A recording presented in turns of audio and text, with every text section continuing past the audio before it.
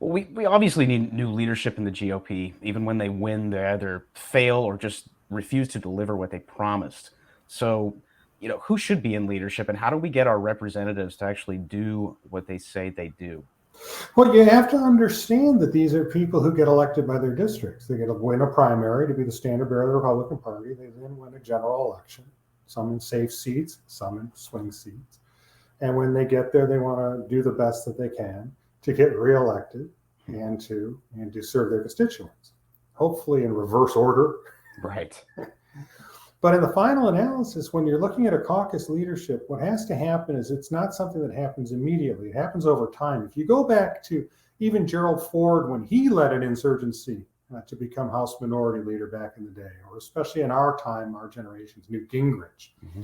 What Gingrich did was not only a policy mindset to be more conservative, but Newt Gingrich and his allies put in the time and spade work. And it's a long process to build towards Speaker Gingrich. Remember, he was a whip for a while, and he was laying the groundwork. He was taking on Democrats, but it was a long, slow build to 1994. And so when you look at the Republicans now, what they're trying to do, and a lot of them have not put in the work within the caucus or within the electorate or to help other members get elected, to help lead and build towards the new insurgency to get the new leadership that the House Republicans need. On the contrary, what happens is Kevin McCarthy has still continued to help candidates across the board raise money, get elected, even people, some of whom I believe are opposing him now, he helped to get because he knew the need for a majority. So what happens then is Kevin has done the work with the caucus, built chits, built alliances, built friends within the caucus, and the people that we're seeing opposing him have not done similar things, have instead gone on Fox News or others or wherever and grandstanded. And so they not only do not have the capacity and the chits that Kevin McCarthy has, more importantly, they don't have it with the other members. Mm-hmm. And so they don't have the credibility. And one of the things that I find that is very disturbing at this point is it's becoming counterproductive. Because they're not just challenging Kevin McCarthy, they're challenging all the ones that support him and want this over with so they can go back and serve their constituents and get reelected. They want calm, they want peace.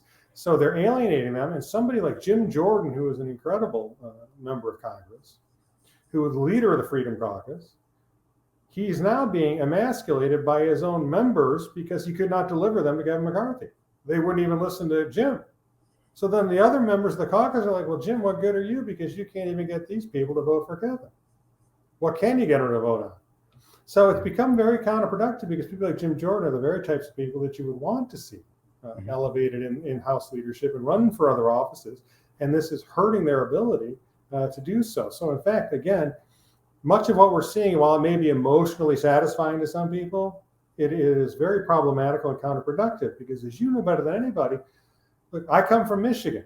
Michigan may not be Texas. Michigan may not be Tennessee, two states which I truly love, or Florida. So when you look at Michigan, you're like, our independents and our swing voters are critical to getting Republicans elected. And the biggest problem that they've had with the Republicans is they viewed us as intemperate and chaotic and incapable of governing.